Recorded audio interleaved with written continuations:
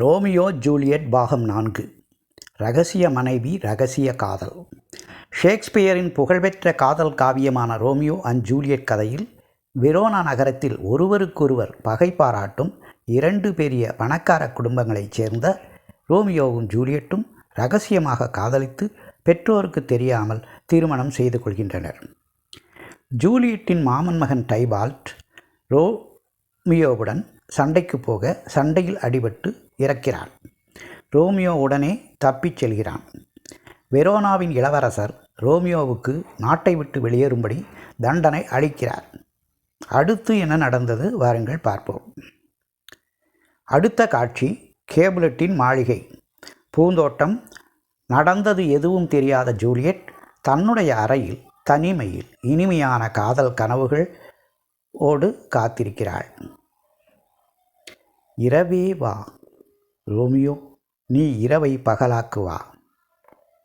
அண்டங்காக்கையின் முதுகில் புதுப்பனியின் வெண்மை போல இரவின் சிறகில் என் அருகே நீ கிடப்பாய். மென்மையான அன்பான கருமையான இமைகளுடன் இரவே வா. சொர்க்கத்தின் முகத்தை இனிமையாக்குவான் அவன். இரவில் உலகம் காதலில் திளைக்கும்.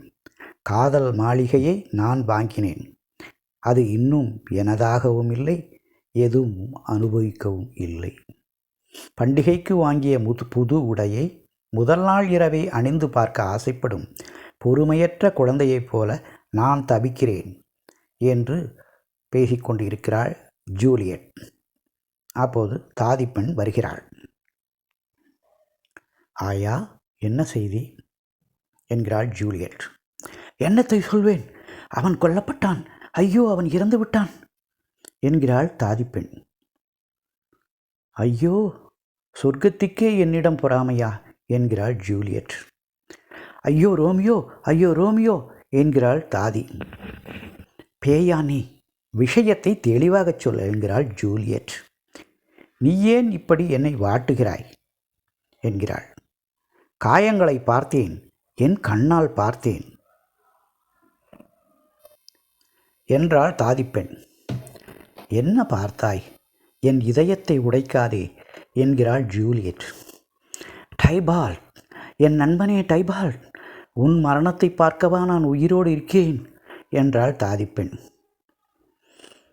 என்ன, ரோமியோ டைபால்ட் இருவரும் கொல்லப்பட்டார்களா என்கிறாள் ஜூலியட். டைபால்ட் இறந்து விட்டார், அவனை கொன்ற ரோமியோ நாடு கடத்தப்பட்டார் என்கிறாள் தாதி. ஐயோ, பூ போன்ற முகத்திற்கு பின்னால் விஷப்பாம்பின் இதயமா? அழகிய அசுரனா? ஆட்டுத்தோல் போர்த்திய ஓநாயா? புனிதரை போன்று ஒரு கொடியவனா என்கிறாள் ஜூலியட். யாரையும் நம்ப முடியாது அம்மா. விசுவாசம் இல்லை, நேர்மை இல்லை, எல்லாம் பொய், எல்லாமே பொய். ரோமியோவுக்கு இழிவு, வெட்கம், வெட்கம். உன் மாமன் மகனை கொன்றவனை பற்றி நல்லபடியாக சொல்வாயா என்கிறாள் தாதி. என் கணவரை பற்றி நான் மோசமாக பேச வேண்டுமா ஆயா? என் அம்மாவும் அப்பாவும் எங்கே என்கிறாள் ஜூலியட். டைபால்ட்டின் உடல் அருகே அழுது கொண்டு இருக்கிறாள் என்கிறாள் தாதி. ரோமியோ நாடு கடத்தப்பட்டால் நான் உயிரோடு இருந்து என்ன பயன்? ரோமியோ அணைக்க வேண்டிய என் கன்னி உடலை மரணம் அணைக்கட்டும். கன்னிப்பெண் ஆன நான் கன்னி விதவையாகவே மரணம் அடைவேன் என்கிறாள் ஜூலியட். ஃபாதர் லாரன்ஸின் அறையில் ரோமியோ ஒளிந்திருப்பார். இன்றிரவு நான் அவரை இங்கே அழைத்து வருகிறேன் என்கிறாள் தாதிப்பெண். அடுத்த காட்சி ஃபாதர் லாரன்ஸின் அறை. பயத்துடன் இருக்கிறாயா ரோமியோ? முன்னால் வா, முன்னால் வா என்கிறார் லாரன்ஸ். என்ன நடந்தது ஃபாதர் என்கிறார் ரோமியோ.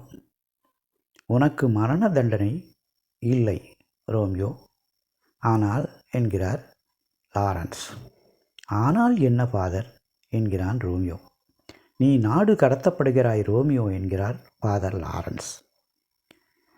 மரணத்தை விட கொடியது இந்த நாட்டை விட்டு வெளியே போவது ஃபாதர் என்கிறான் ரோமியோ. வெரோனாவை விட்டுத்தானே வெளியே போக வேண்டும்? உலகத்தை விட்டு இல்லையே.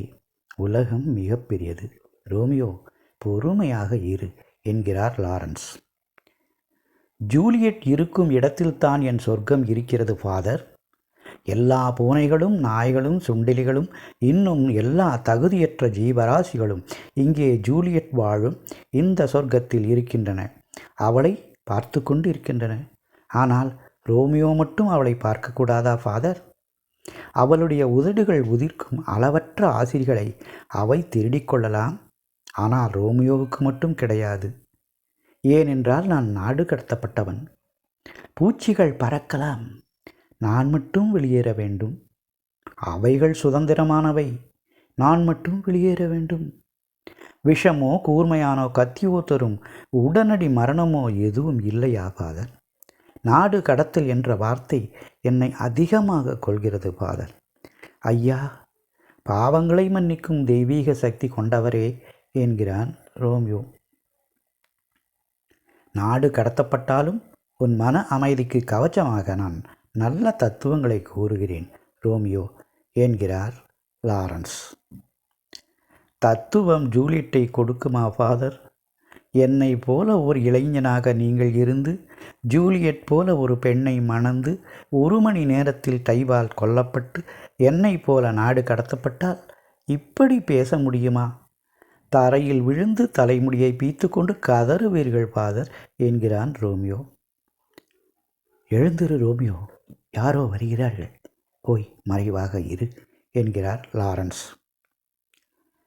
நான் உள்ளே வரலாமா? லேடி ஜூலியட்டிடம் இருந்து நான் வருகிறேன் என்கிறார் தாதிப்பெண். உள்ளே வாருங்கள் என்கிறார் லாரன்ஸ். ஃபாதர், என் சின்ன எஜமானியின் கணவர் ரோமியோ எங்கிருக்கிறார் என்கிறாள் தாதி. அதோ கண்ணீருடன் தரையில் கிடக்கிறார் என்கிறார் லாரன்ஸ்.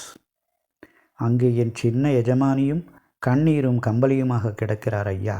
எழுந்திருங்கள், தைரியமாக இருங்கள், உங்கள் ஜூலியட்டுக்காக எழுந்து நில்லுங்கள் என்கிறாள் தாதி.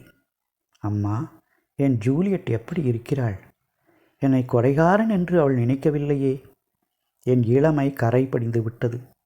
எங்கள் இரகசிய காதலை பற்றி என் இரகசிய மனைவி என்ன சொல்கிறாள் என்கிறான் ரோமியோ.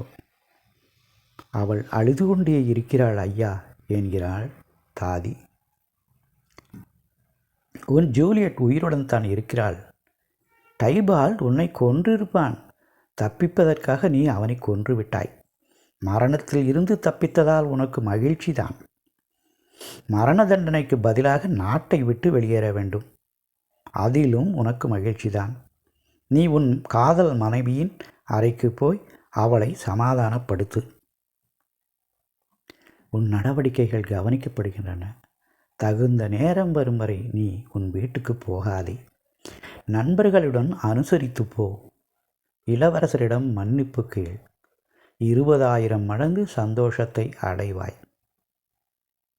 தாதி பெண்ணே, நீ முன்னால் போய் உன் சின்ன எஜமானி ஜூலியட்டிடம் சொல்.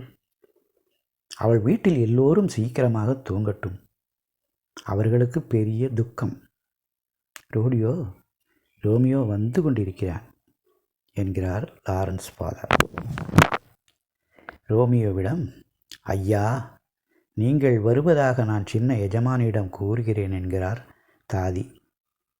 ஆகட்டும், என் இனியவள் என்னை திட்டுவதற்கு தயாராகட்டும் என்கிறான் ரோமியோ. இந்த மோதிரத்தை என் சின்ன எஜமானி கொடுக்கச் சொன்னார் ஐயா என்கிறார் தாதி. மிக்க மகிழ்ச்சி என்கிறான் ரோமியோ. உன் வீட்டில் என்ன நடக்கிறது என்று உன் ஆள் அவ்வப்போது தகவல் சொல்லட்டும். கை கொடு, தாமதமாகிறது, போய் வா. குட் நைட் என்கிறார் ஃபாதர் லாரன்ஸ். வருகிறேன் ஃபாதர் என்று கூறிவிட்டு வெளியே செல்கிறான் ரோமியோ. கேப்புலெட்டின் மாளிகையில் அறை. ஏதோ துரதிர்ஷ்டம். எல்லாமே தப்பாக போய்விட்டது. என் மகளிடம் பேசவே நேரம் கிடைக்கவில்லை. எங்கள் எல்லோருக்கும் டைபால்ட் என்றால் பிரியம்தான். என்ன செய்வது? பிறந்தவர் எல்லோரும் ஒரு நாள் இறந்துதானே ஆக வேண்டும் என்கிறார் கேப்புலைட். என்னை பற்றி உங்கள் மகளிடம் சொல்லுங்கள் என்கிறார் பாரிஸ். இன்றைக்கு அவள் மன கஷ்டத்தில் இருக்கிறாள். நாளைக்கு அவளை கேட்டுச் சொல்கிறேன் என்கிறார் கேப்புலெட்டின் மனைவி. இன்று திங்கட்கிழமை, வரும் வியாழக்கிழமை சொல்கிறேன் என்கிறார் கேப்புலெட். அடுத்த காட்சி கேப்புலெட்டின் பூந்தோட்டம். பகலும் இரவும் ஜூலியட்டுடன் இறந்த ரோமியோ ஜன்னலோரம் அமர்ந்து பேசிக்கொண்டு இருந்துவிட்டு கிளம்புகிறான். அன்பே ரோமியோ, நீங்கள் போய்த்தான் ஆக வேண்டுமா? பகல் இன்னும் முடியவில்லை. மாதுளை மரத்தில் நைட்டிங்கேல் பாடுகிறது என்கிறாள் ஜூலியட். அன்பே, அது நைட்டிங்கேல் அல்ல. பகல் முடிந்து இரவும் முடிந்தது. விடிகாலையை அறிவிக்கும் தூதுவனான வானம்பாடியின் குரல் அது. கிழக்கில் மேகங்களை பார். இரவின் மெழுகுவர்த்திகள் எரிந்து முடிந்துவிட்டன. நான் வாழ்வதற்கும் போய்த்தான் ஆக வேண்டும். இருந்தால் இறப்பது உறுதி என்கிறான் ரோமியோ. இன்னும் கொஞ்ச நேரம் இருந்தால்தான் என்ன? உடனே நீங்கள் போக வேண்டுமா என்கிறாள் ஜூலியட். உன்னுடன் இருக்கத்தான் எனக்கும் ஆசை. மரணம் எனக்கு நல்வரவு கூறுகிறது. ஜூலியட் விரும்புகிறாள். என் உயிரே ஜூலியட். சரி, நாம் பேசுவோம். அப்போது தாதி உள்ளே வருகிறாள். சின்னம்மா, உன் அறைக்கு அம்மா வருகிறார். விடிந்து விட்டது பார் என்கிறாள் தாதி. ஜன்னலே, பகல் உள்ளே வருகிறது, என் வாழ்க்கை வெளியே போகிறது என்கிறாள் ஜூலியட். அன்பே, ஒரே ஒரு முத்தம். நான் வருகிறேன், இறங்கிச் செல்கிறேன் என்கிறார் ரோமியோ. போகிறாயா என் காதலி, என் தலைவனே, என் கணவனே, என் சிநேகிதனே? ஒவ்வொரு நாளும் நான் உன்னை எதிர்பார்க்கிறேன்.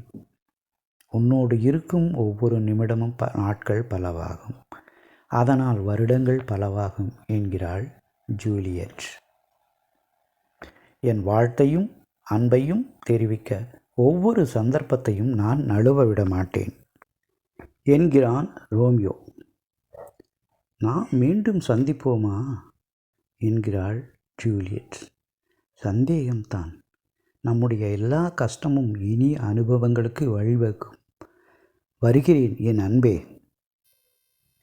என்கிறான் ரோமியோ.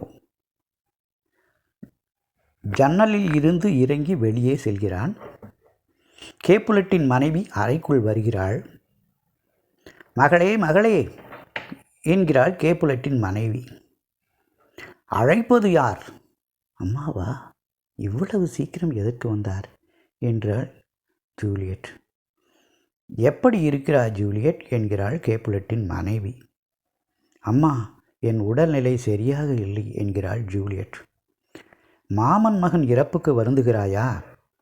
அவன் போய்விட்டான். ஆனால் அவனை கொன்றவன் உயிருடன் தான் இருக்கிறான். உன் அப்பா உனக்கொரு சந்தோஷ செய்தி சொல்லப் போகிறார் என்கிறாள் கேப்புலெட்டின் மனைவி. சந்தோஷ செய்தியா என்கிறாள் ஜூலியட். ஆமாம், வருகிற வியாழக்கிழமை காலை மாவீரர், இளைஞர், உயர்ந்த குணம் படைத்த கவுண்டி பாரிஸ் செயின்ட் பீட்டர் தேவாலயத்தில் உன்னை மணமகள் ஆக்கி சந்தோஷப்படுத்துவார். இதோ உன் அப்பா வருகிறார் என்கிறார் கேப்புலெட்டின் மனைவி. உனக்கு தகுதியான ஒருவர் மணமகனாகப் போகிறார். வருகிற வியாழக்கிழமை பாரிஸுடன் செயின்ட் பீட்டர் தேவாலயம் செல்கிறாய் ஜூலியட் என்கிறார் கேப்புலெட். நான் ஒரு வார்த்தை சொல்கிறேன், அதை பொறுமையுடன் கேளுங்கள் அப்பா என்கிறாள் ஜூலியட். நீ எதுவும் சொல்ல வேண்டாம். வியாழக்கிழமை தேவாலயம் செல்ல வேண்டும். இல்லையென்றால் நீ என்னுடன் எதுவும் பேச வேண்டாம் என்கிறார் கேப்புலெட். என் செல்ல அம்மா, திருமணத்தை 1 மாதம் தள்ளி போடக்கூடாதா என்கிறாள் ஜூலியட். கேப்புலெட்டின் மனைவி, என்னுடன் எதுவும் பேச வேண்டாம், நானும் ஒரு வார்த்தை கூட பேச மாட்டேன் என்கிறாள். வெளியே போகிறார். கடவுளே, இதை நான் எப்படி தடுப்பேன் என்கிறாள் ஜூலியட். ரோமியோ நாடு கடத்தப்பட்டால் அவர் இனி வரவே முடியாது என்கிறாள் தாதிப்பெண்.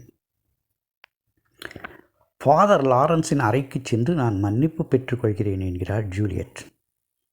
அடுத்த காட்சி, ஃபாதர் லாரன்ஸ் அறைக்கு சென்று அவரை பாரிஸ் சந்திக்கிறான். வியாழக்கிழமையா? நேரம் மிகவும் குறைவாக இருக்கிறதே என்கிறார் ஃபாதர் லாரன்ஸ். கேப்புலட் வியாழக்கிழமை என்றுதான் சொல்லியிருக்கிறார் என்கிறார் பாரிஸ். ஜூலியட் என் அறைக்குள் வருகிறாள் என்கிறார் லாரன்ஸ். வருங்கால மனைவியை சந்திக்கிறேன் என்கிறான் பாரிஸ். பாரிஸ் இருப்பதை பார்த்த ஜூலியட், ஃபாதர், நான் மாலையில் வரட்டுமா என்கிறாள் ஜூலியட். ஃபாதர், நாம் வியாழக்கிழமை சந்திப்போம் என்கிறான் பாரிஸ். வெளியே செல்கிறான். உன் வருத்தம் எனக்கு தெரியும் ஜூலியட் என்கிறாள் லாரன்ஸ். ஃபாதர், எனக்கு நல்லதொரு வழியை காட்டுங்கள் ஃபாதர். உங்கள் கைகளால் எங்கள் இதயங்களை சேர்த்து வைத்தீர்கள். நீங்கள்தான் எங்களுக்கு உதவ வேண்டும் ஃபாதர். உங்களால் முடியவில்லை என்றால் இதோ இந்த கத்தியால் எங்களை முடித்து கொள்கிறோம் ஃபாதர் என்கிறாள் ஜூலியட். மகளே ஜூலியட், பொறு. உன்னை நீ மாய்த்து கொள்ள துணிந்து விட்டாய். நான் கண்டிப்பாக ஒரு வழி சொல்கிறேன். இதோ இந்த மருந்தை எடுத்துச் செல். உன் வீட்டுக்கு போய் சந்தோஷமாக இரு. பாரிஸை மணக்கச் சம்மதம் சொல். நாளை புதன்கிழமை. நாளை இரவு தாதிப்பெண்ணை உன் அறையில் தங்க வைக்காதே. நீ தனியாக படு. நான் கொடுத்த மருந்தை குடி. உடனே உடலின் எல்லா அசைவுகளும் நின்று போய் உயிரில்லாத ஜடம் போல கிடப்பாய். வியாழன் காலை மணமகன் வந்து பார்க்கும்போது நீ இறந்து விட்டாய் என்று எல்லோரும் நினைப்பார்கள். அவ்வளவுதான், திருமணம் நின்றுவிடும். 42 மணி நேரம் கழித்து நீ விழித்துக் கொள்வாய். நான் இந்த விஷயத்தை ரோமியோவுக்கு தகவல் அனுப்பிவிடுகிறேன். என் கடிதம் கிடைத்ததும் ரோமியோ இங்கே வருவான். நீ கண் விழிக்கும்போது ரோமியோவும் நானும் அங்கு வந்து உன்னை மாண்டேகுவின் மாளிகைக்கு இரவில் அழைத்து சென்று விடுவோம். இந்த இக்கட்டில் இருந்து நீ தப்பித்துக் கொள்வாய். நீ பயப்படாமல் நான் சொன்னபடி தைரியமாக நடி. நீ போய் வளமாக வாழ்வாய். என் கடிதத்துடன் ஒரு ஃபாதரை வேகமாக ரோமியோவுடன் அனுப்புகிறேன் என்கிறார் ஃபாதர் லாரன்ஸ். என் காதல் எனக்கு பலம் தரட்டும். வருகிறேன் ஃபாதர் என்கிறாள் ஜூலியட். அங்கிருந்து வெளியேறுகிறாள் ஜூலியட். ஃபாதரின் திட்டம் வெற்றி பெற்றதா? காதலர்கள் ஒன்று சேர்ந்தார்களா? அடுத்து என்ன நடந்தது? என்னுடைய ரோமியோ ஜூலியட் பாகம் 5 காணொளியில் தொடரும். இந்த காணொளியை பார்த்ததுக்கு நன்றி. என்னுடைய ராமமூர்த்தி பிஆர் சேனலை சப்ஸ்கிரைப் செய்யுங்க, லைக் பண்ணுங்கள், ஷேர் பண்ணுங்கள். என்னுடைய மற்ற காணொளிகளையும் பார்க்கவும். வணக்கம்.